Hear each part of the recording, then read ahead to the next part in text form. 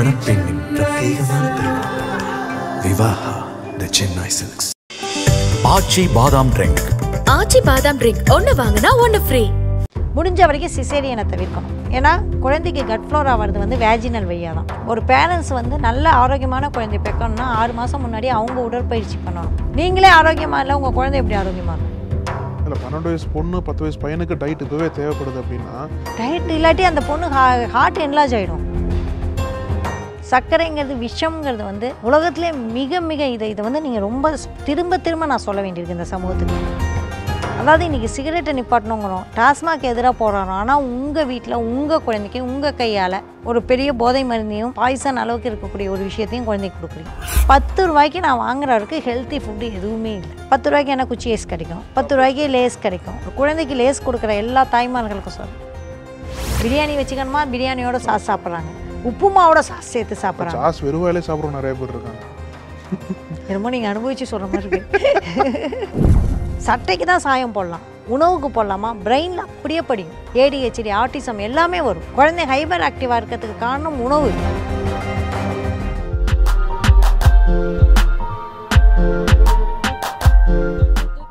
நக்கீர நேயர்களுக்கு வணக்கம். உணவும் உணர்வும் அப்படின்ற தொடரில் நியூட்ரிஷனிஸ்ட் திருமிகு கிருத்திகா தரன் அவர்கள் அவங்க கொடுத்த கவுன்சிலிங் பற்றியும் அவங்க சந்தித்த அனுபவங்கள் பற்றியும் நம்முடைய தொடர்ந்து பேசிட்டு வராங்க. இன்றைக்கும் இணைஞ்சிருக்காங்க, அவங்களை வரவேற்கலாம். மேடம் வணக்கம். வணக்கம். தங்களுக்கும் நக்கீரன் அன்பு நேயர்களுக்கும். Thank you ma'am. மேம், இப்போ பேரண்ட்ஸ்க்கு இருக்கக்கூடிய ஒரு மிக முக்கியமான ஒரு விஷயம், ஒரு எதிர்பார்ப்புன்னு சொல்லலாம். அவங்க என்ன அப்படின்னா பசங்களை வந்து ஒழுங்காக வளர்க்கணும் அப்படின்ற ஒரு சோஷியல் ப்ரெஷர் அவங்களுக்கு இருக்குது. ரெண்டாவது, பசங்களோட ஹெல்த்தை பற்றி பார்க்கும்போது அதில் சில இடங்களில் பேரண்ட்ஸ் வந்து கொஞ்சம் தவறிடுறாங்களோ அப்படின்ற ஒரு கேள்வி இருக்குது. ஏன்னா இப்போது நிறையா பசங்களுக்கு அந்த சைல்ட்ஹுட் ஒபேசிட்டி, அதாவது சின்ன வயசுலேயே வந்து உடல் பருமனாக இருக்கிறது, அந்த மாதிரி வந்து இப்போ ரொம்ப காமனாக நிறைய இடங்களை பார்க்க முடியுது. ஸோ இதுக்கான என்ன ஒரு தீர்வாக பேரண்ட்ஸ் நீங்கள் கொடுப்பீங்க?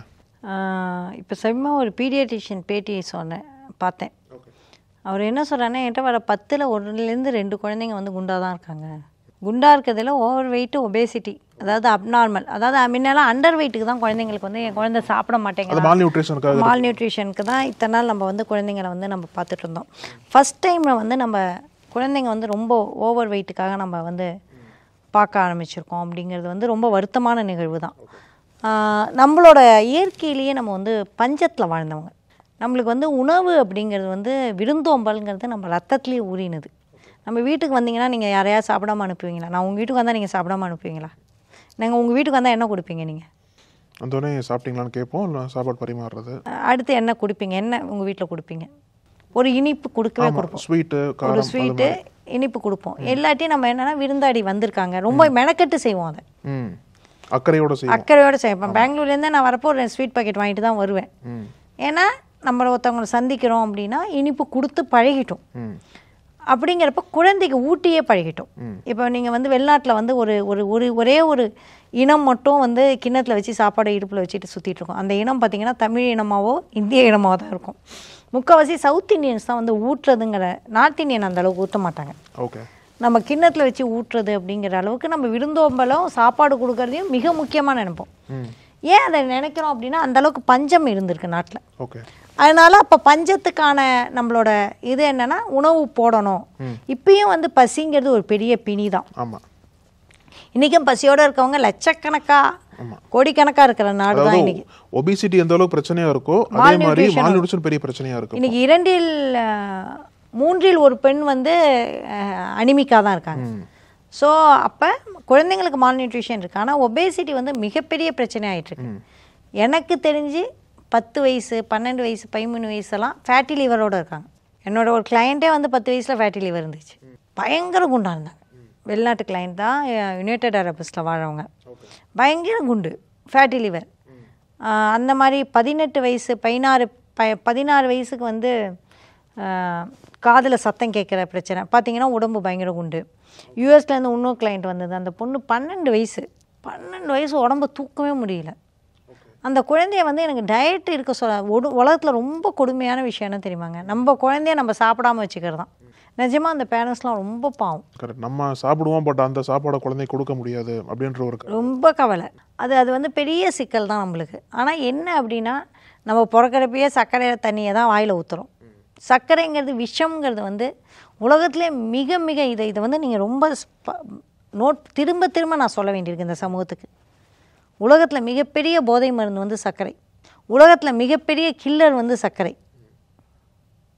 அதாவது இன்றைக்கி சிகரெட்டை நிப்பாட்டணுங்கிறோம், டாஸ்மாக் எதிராக போராடுறோம். ஆனால் உங்கள் வீட்டில் உங்கள் குழந்தைக்கு உங்கள் கையால் ஒரு பெரிய போதை மருந்தையும் ஒரு சின்ன அளவில் பாய்சன் பிஸ்கெட் கொடுக்குறோம்.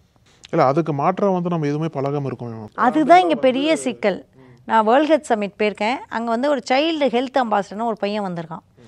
ஹெல்த்து வாக்கலாம் உங்கள் ஸ்கூலில் போவாங்களாம். அதில் வந்து கொரியாலேருந்து வந்திருந்தாங்க, மலேசியாலேருந்து வந்திருந்தாங்க, சிங்கப்பூர்லேருந்து, ஸ்ரீலங்காலேருந்து வந்திருந்தாங்க. அவங்களாம் நாங்கள் ஸ்கூலில் எப்படி ஹெல்த் இம்ப்ளிமெண்ட் பண்ணுவோம் அப்படின்னு பேசினாங்க. சின்ன பசங்களுக்கு எப்படி ஹெல்த் இம்ப்ளிமெண்ட் பண்ணுறது. அப்போ அந்த பையன் வந்து நான் எங்கள் ஸ்கூலோட ஹெல்த் அம்பாசிடரு, நான் வந்து 10 ரூபா எங்கள் வீட்டில் கொடுக்குறாங்க டெய்லி. நான் வந்து கிட்டத்தட்ட எல்லோரும் நாங்கள் ஹெல்த்து வாக்கப்போ நாங்கள் சுற்றி ஒரு 3 கிலோமீட்டர் சுற்றி பார்த்தோம்.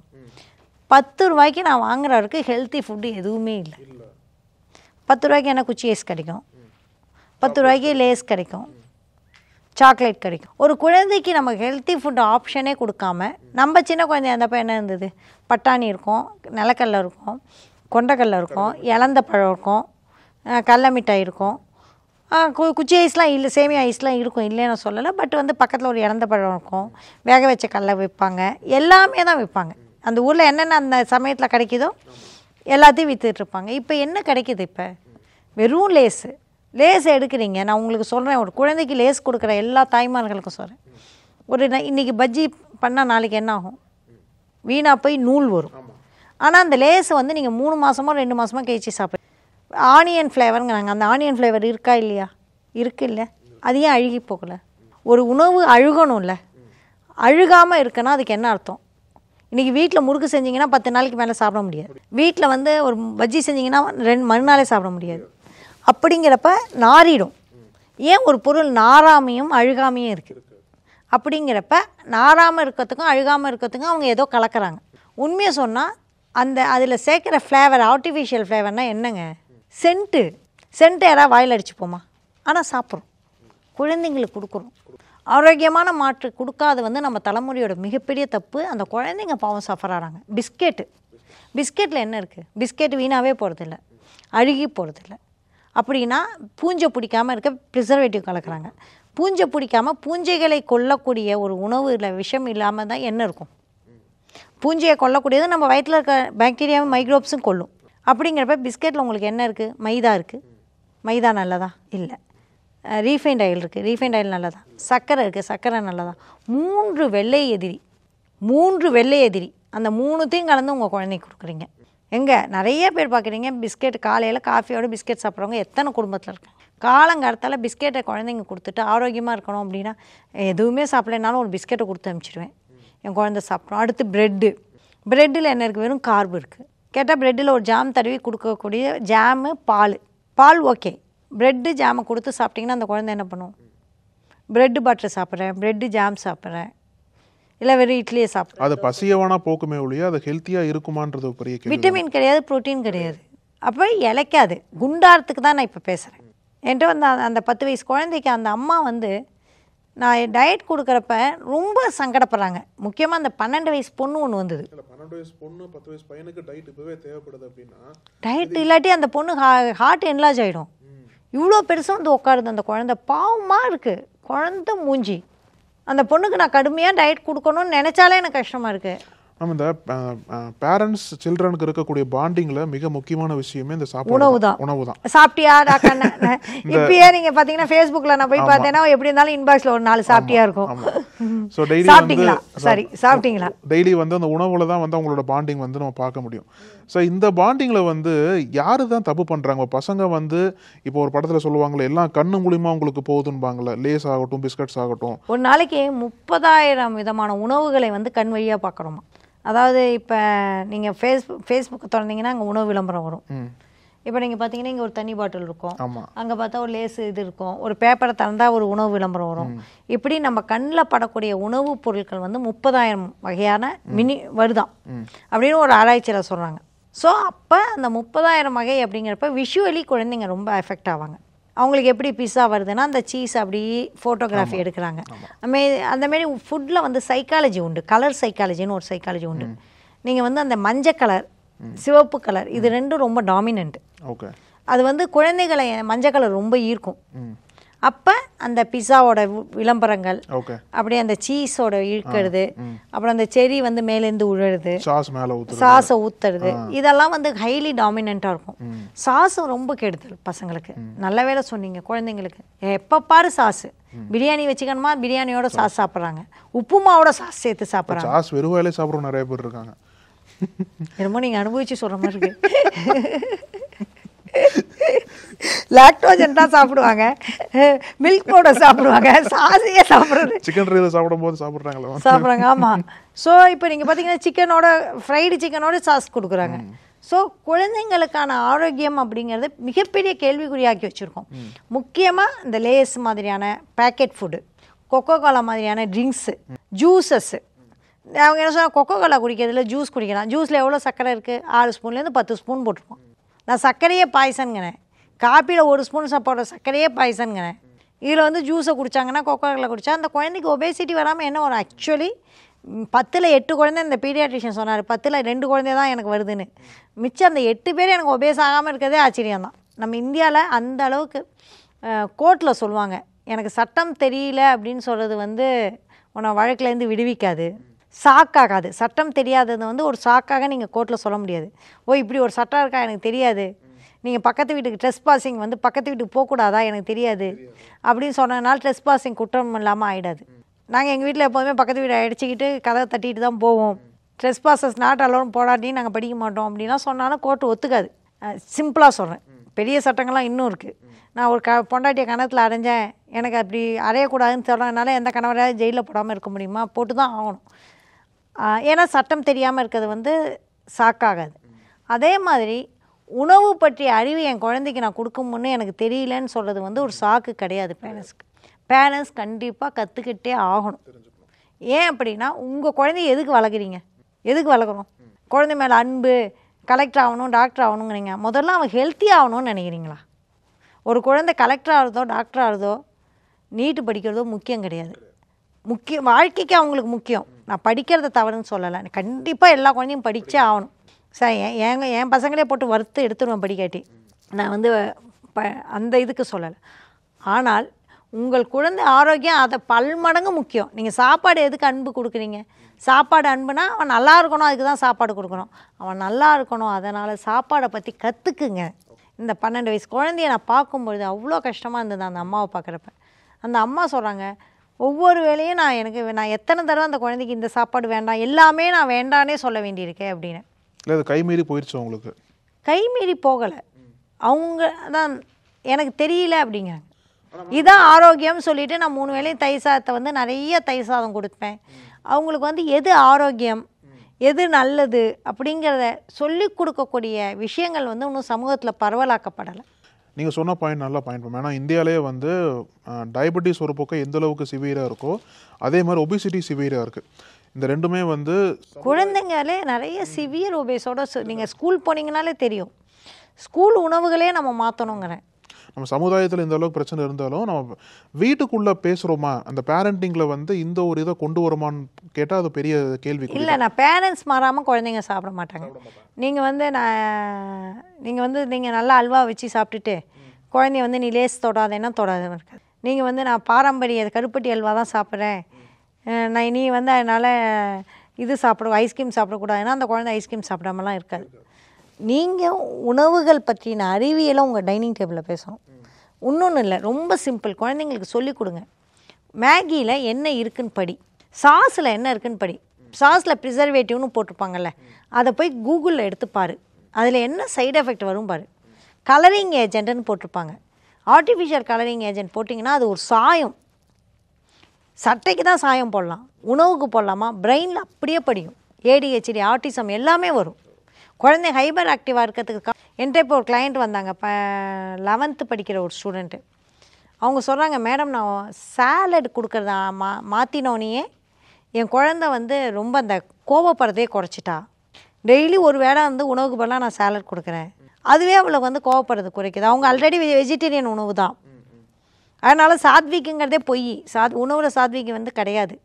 ஃபிஷ்ஷு, முட்டை எல்லாமே சாத்விக். ஆனால் அந்த சின்ன உணவு மாற்றம் கூட அந்த குழந்தையோட கோவத்தை குறைக்குது. மன ரீதியாக மாற்றும் குழந்தைங்களை. கண்டிப்பாக மாற்றும்.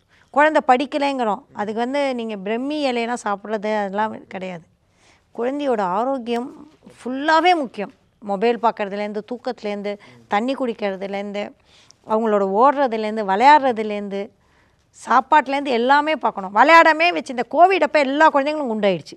என் பையன் இப்படி இருப்பான், கோவிடு முடிச்சுட்டு பார்க்குறேன் இப்படி வரான். அப்புறமா இப்போ இழைச்சி வந்துட்டாங்கன்னு வச்சுங்க. பட் வந்து ஏன் அவன் இழைக்கிறான் சொல்லுங்கள்? எங்கள் வீட்டில் ஆரோக்கியத்தை பற்றி தொடர்ந்து பேசுகிறேன். நான் பேசுகிற ஒத்தி இருக்கிறதுனால என் பையனுக்கு எதுவுமே சொல்ல வேண்டாம். சில சமயம் ப்ரோட்டீன் பவுடர் அவனே வாங்குவான், டெஸ்ட் பண்ணுவான், வேண்டாம்ப்பா அப்படிம்பேன். அப்புறமா வாங்க மாட்டான், நிப்பாட்டுவான். பார்த்தீங்கன்னா காலையில் வெறும் 2 முட்டையை மட்டும் சாப்பிட்டு போகிறான். அவன் வந்து ஸ்விக்கியில் என்ன ஆர்டர் பண்ணாலும், நான் ஊரில் இல்லாதப்போ ஸ்விக்கியில் ஆர்டர் பண்ணுவான். என்ன ஆர்டர் பண்ணாலும் நல்ல ஹோட்டலில் ப்ரோட்டீன் மட்டும்தான் சாப்பிடுவோம். கிரில்டு சிக்கன், கிரில்டு ஃபிஷ்ஷு, அப்புறம் வந்து இப்போ வந்து இந்த கல்ட்டு ஃபில்ட்டில் உணவுகள் வரும். இந்த மாதிரியான இதுவாக பார்த்து ஃப்ரெஷ் மெனுன்னு எங்கள் ஊரில் இருக்குது. இந்த மாதிரி பார்த்து ரொம்ப ஆரோக்கியமாக தான் ஆர்டரே பண்ணுவோம். நம்ம வெளியில் சாப்பிட்றோம், வீட்டில் சாப்பிட்றோம் இல்லை, எதை சாப்பிட்டாலும் எதை சாப்பிட்றோங்கிறது ரொம்ப முக்கியம். அந்த உணவை தேர்ந்தெடுக்கும் முறையே வந்து நீங்கள் நான் வந்து வெளி உணவுலாம் வேண்டான்னு சொல்லவே மாட்டேன். ஏன்னா ஒரு பெண் வெளியூர் போனாங்கன்னா கிச்சன்லேயே எல்லாமே அவள் இருக்க முடியாது. நான் வந்து பெண்களோட சைடும் பார்ப்பேன். இப்போ நான் வெளியூரில் வந்து நான் இந்த உணவை பற்றி பேசினேன்னா என் பையன் ஸ்விக்கியில் சாப்பிட்டா தான் நான் வந்து பேச முடியும். அவனுக்கு விருப்பமான உணவு சொல்கிறேன். பண்ணும்போது ஆரோக்கியமான உணவுகள் கிடைக்கக்கூடிய வாய்ப்புகள் இன்றைக்கி இருக்குது. ஆனால் இன்றைக்கி காஸ்ட்லியாக இருக்குது. கொஞ்ச நாள் நம்ம நிறைய சாப்பிட ஆரம்பித்தோன்னா அதெல்லாம் சீப் ஆகிடும்.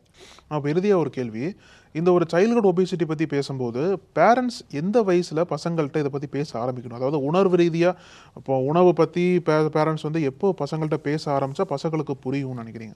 குழந்தை பிறக்கிறதுக்கு 6 மாதம் முன்னாடியே அப்பயே தயாராகணும் பேரண்ட்ஸ். ஒரு பேரண்ட்ஸ் வந்து நல்ல ஆரோக்கியமான குழந்தை பெக்கணும்னா 6 மாதம் முன்னாடியே அவங்க உடற்பயிற்சி பண்ணணும்.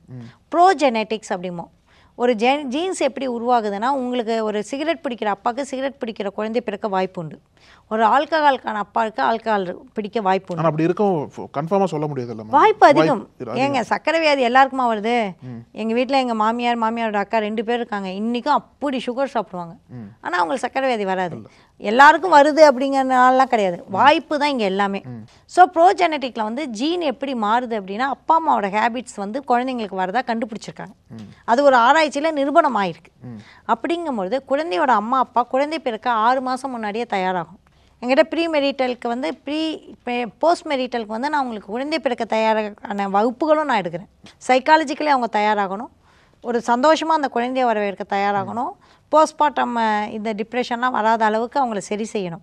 அப்போ நல்ல உணவுகள் நான் எப்போதுமே சொல்லுவேன், தயவு செஞ்சு குழந்தை பிறக்க முடியறதுக்கு முன்னாடி ஒரு நல்ல நியூட்ரிஷனிஸ்ட்டையும் நல்ல சைக்காலஜிஸ்ட்டையும் கவுன்சில் பண்ணுங்கள். உங்கள் மனநிலையும் உடல்நிலையும் சரி பண்ணும்போது தான் ஒரு ஆரோக்கியமான குழந்தையும் பிறக்கும்.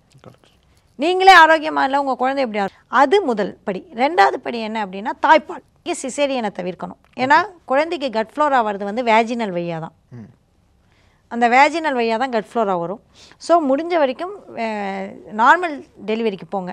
இல்லை சிசேரியன் அப்படின்னா அந்த தண்ணி வந்து அந்த குழந்தை உடம்புகளை வந்து படுறதுக்கு ஸ்வாபிங் அப்படின்னு பண்ணுவாங்க.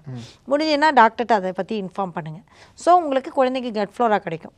அடுத்த கட் ஃப்ளோரா எதனால் வருது அப்படின்னா, நல்ல மைக்ரோப்ஸ் வருதுன்னா தாய்ப்பால். ஸோ முடிஞ்ச வரைக்கும் தாய்ப்பாலை எக்ஸ்டெண்ட் பண்ணுங்கள். பாலை விட தாய்ப்பால் தான் நல்லது. இந்த லாக்டோஜன் இதெல்லாம் வந்து விட நம்ம தாய்ப்பால் ரொம்ப நல்லது. சர்க்கரையை வந்து சின்ன வயசுலேருந்தே பழக்காது. பிறந்ததுலேருந்து டயட் எப்போ இருக்கும்னா, பிறந்ததுலேருந்தே நோ சுகர் டயட்டு தான். அப்ராடில் பார்த்தீங்கன்னா சுகரே குழந்தைங்களுக்கு கொடுக்க மாட்டாங்க. நீங்கள் சுகர்னு கொடுத்த ஒன்று ஆரம்பித்து தான் குழந்தைங்களுக்கு அவ்வளோ கெடுதல் வரும். அப்போ நோ சுகரை அப்பயே ப்ராக்டிஸ் பண்ணுங்கள். இப்போ அவங்கள்ட்டலாம் நீங்கள் குலோப் ஜாமுன் கொடுங்க, அவங்களால சாப்பிட முடியாது. அவங்க மைசூர் பாக்கு ஐயோ எனக்கு ரொம்ப இனிக்குது தகட்டுதுமாங்க. ஏன்னா அவங்களுக்கு சுகர் சாப்பிட்டே பழக்கம் இல்லை. ஸோ லோ சுகர் டயட் ஆரம்பிங்க. பட் அங்கேயும் ப்ரெட்டு பிரச்சனை இருக்குது, பட்டு ஆரம்பிங்க. அடுத்து காய்கறி வந்து பிறக்கும் பொழுதே கொடுத்து பழகுங்க. நீங்கள் சாப்பிடாமல் நீங்கள் வேறு ஏதோ ஹோட்டலில் வாங்கி தோசையும் ஆர்டர் பண்ணி சாப்பிடாமல் நீங்கள் ஆரோக்கியத்துக்கு மாறாமல் குழந்தை மாற்ற முடியாது. தோசை சாப்பிடாங்க நான் சொல்ல, தோசையை நிறைய காய்கறி போட்டு சாப்பிடுங்க. ஒரு நீயா நான் கேட்டால் 25 தோசை 30 தோசைங்கிறாங்க. ஸோ எந்த அளவுக்கு அந்த அளவுக்கு கார்பு சாப்பிட்டு விட்டமினும் ப்ரோட்டீனும் கிடைக்கலன்னா அது சாதாரண அறிவுங்க. அது 5ஆம் வகுப்பில் படிக்க வேண்டிய அறிவு. நம்மளுக்கு கார்பு எவ்வளோ தேவை, ப்ரோட்டீன் எவ்வளோ தேவை, மினரல்ஸ் எவ்வளோ தேவை, விட்டமின்ஸ் எவ்வளோ தேவை, ஃபைபர் எவ்வளோ தேவைங்கிறது 5ஆம் வகுப்பில் சொல்ல வேண்டிய விஷயம் இதெல்லாம். ஆனால் நான் பெட்ரோலாக இருந்தே நான் கற்றுக்க மாட்டேன் அப்படின்னா என்ன அர்த்தம்? ChatGPTயில் போட்டால் உங்களுக்கு எவ்வளோ வேணும்னு தெரிய போகுது. கொஞ்சமாவது ஒர்க் பண்ணுங்கள். ஆரோக்கியத்துக்கு தானே ஒர்க் பண்ணுறீங்க. மருத்துவமனையில் போய் மாதக்கணக்காக ட்ரீட்மெண்ட் பண்ணுறோங்க நீங்கள். ஆனால் ஆரோக்கியத்துக்கு நம்ம எவ்வளவோ விஷயம் மருத்துவ செலவை தடுக்கக்கூடிய வாய்ப்புக்கு இருக்க. நல்ல குழந்தைய பெற்றெடுப்போம், நல்ல குழந்தைய வளர்ப்போம். ஸோ இந்த வயசில் ஆரோக்கிய உணவுன்னு இல்லை, பிறந்ததுலேருந்தே ஆரோக்கிய உணவு தான் கொடுக்கணும் குழந்தைக்கு. ரைட் டு ஸ்பீச்சுங்கிறோம்ல, ரைட் டு ஸ்டே ஹெல்த் ரைட்டுன்னு ஒன்று கொண்டு வரணும். எனக்கு வந்து நீங்கள் ஜங்கை கொடுக்கக்கூடாது, என்னோடய ரைட் டு ஸ்டே ஹெல்த்தி அப்படின்னு ஒவ்வொரு குழந்தையும் போராட்டம் பண்ணக்கூடிய நிலைமையில தான் இன்றைக்கி இருக்கும். நீங்கள் என்ன லேஸு, ஐஸ்கிரீமு, இது சிப்ஸு, அது இது, நான் பிராண்டை பற்றி சொல்லலை, நூடுல்ஸ், பிஸ்ஸா, அது இதுன்னு நம்ம குழந்தைக்கு கொடுக்கணும். அந்த குழந்தைக்கு ரைட்ஸ் இருக்குல்ல ஹெல்த்தியாக இருக்கிறதுக்கு, அந்த ரைட்ஸை நம்ம இன்னி வரைக்கும் கொடுக்கல. அதுதான் இவ்வளோ பேசிட்டு காணும். ரைட் மேம், ரொம்ப நன்றி மேம் கருத்துக்களுக்கு. ஓகே.